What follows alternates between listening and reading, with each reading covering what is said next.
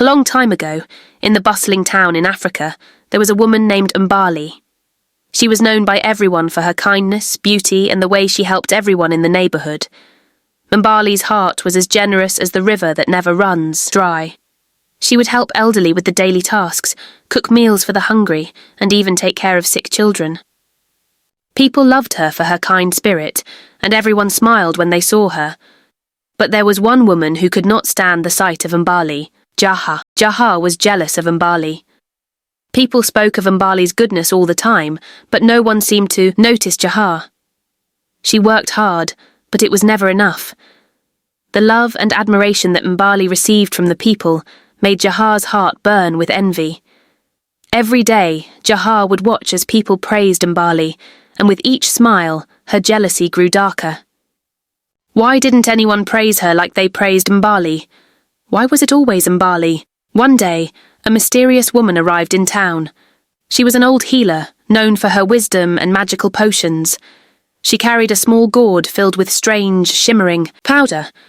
"This powder grants wishes," the healer said, her voice low and mysterious.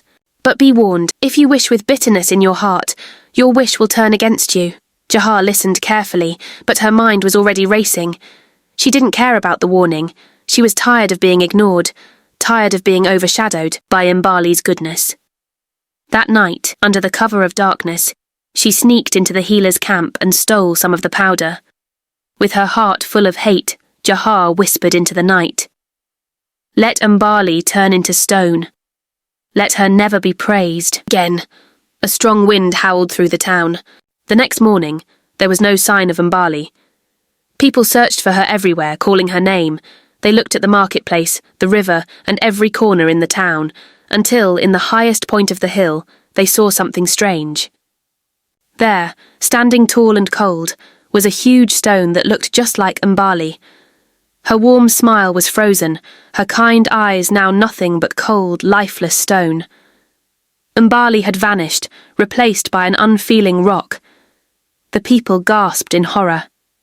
How could this have happened? At first, Jaha felt a strange sense of victory. "No more Mbali," she thought.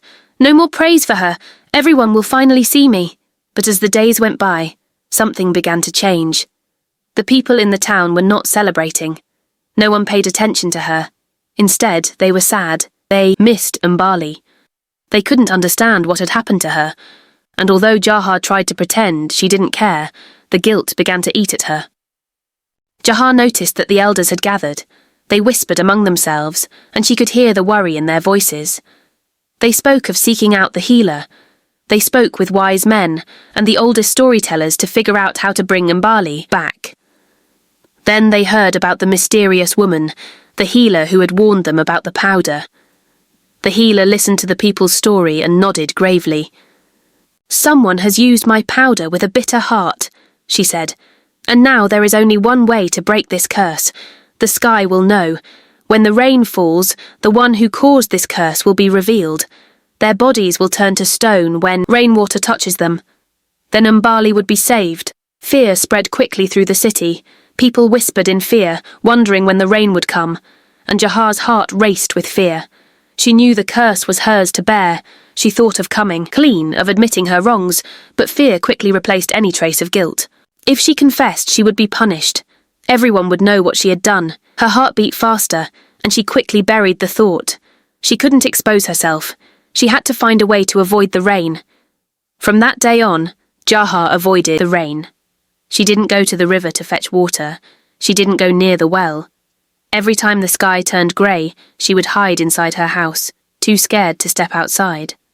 But as the seasons changed, one day Jaha had to go out to the market. She had run out of food and could not stay hidden forever. She walked into the market, trying not to look at the sky. But, as she picked up some food, she felt something cold land on her hand. A single raindrop, then another and another. Before she could even react, the heavens opened, and the rain poured down in sheets. "No, this can't be happening!" Jaha gasped and turned to run, but it was too late. A sharp pain shot through her fingers. She looked at her hand in horror. Her skin was turning grey, hard as stone. She stumbled back, but the stone spread quickly, moving up her arms, down her legs. She tried to scream, but her voice was stuck in her throat. Her body felt like it was freezing, like she was turning into the very stone she had cursed upon Mbali.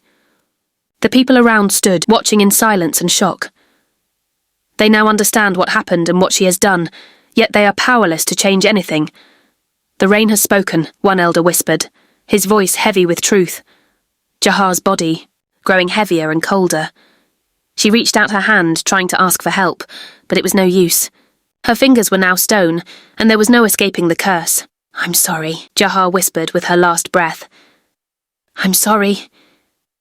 With that, she turned completely to stone, frozen in the shape of a woman, her mouth open in a silent scream. The rain continued to fall, washing over the city. When the storm finally cleared, something remarkable happened. Mbali's stone began to crack. A warm light surrounded it, and in the blink of an eye, Mbali was standing before the people, alive and well. The people in Africa cheered, singing her name in joy. They celebrated her return, knowing that kindness and love had triumphed over hate and jealousy. But beside her, standing in stone, was Jaha, a painful reminder of what jealousy could do to a person. Mbali felt a rush of disbelief, her heart sinking as the realization hit her. She had always believed that they got on well. They had been through so much together, laughing, crying, comforting each other through the toughest times. Yet here she was, standing with the shocking truth.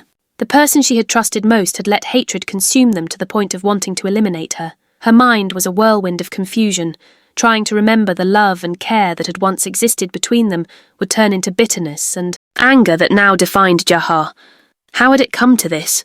She wondered where she had gone wrong, what had driven Jaha to harbour so much hatred toward her. She was confronted with the ugly reality that Jaha's heart had been overtaken by a darkness she hadn't seen coming. A sense of betrayal flooded her chest, like a weight she couldn't escape. She had always known that people could change, but never had she imagined that someone so close to her could transform into something unrecognisable. The emotions were overwhelming grief for the friendship that was lost. Despite everything, part of her still cared. She couldn't just throw away the memories they had, the laughter and tears that once bonded them together. And yet, there was a sorrowful acceptance that things had gone too far. Deep inside, she wondered if there was a way to help Jaha. In the end, Mbali felt a deep sense of loss, the friendship and connection that had been shattered beyond repair. She could only hope, as painful as it was, that Jaha would someday be saved. From that day on, the people told the story of the two stones. Parents warned their children, "A jealous heart is like a stone. It grows heavier and heavier until it sinks." And so, the tale of Mbali and Jaha became a lesson to all, a lesson that would never be forgotten. We have come to the end of our story. We'd love to hear from you in the comment, and please like the video, share and subscribe to our channel. Your support truly means the world. Until then, see you soon.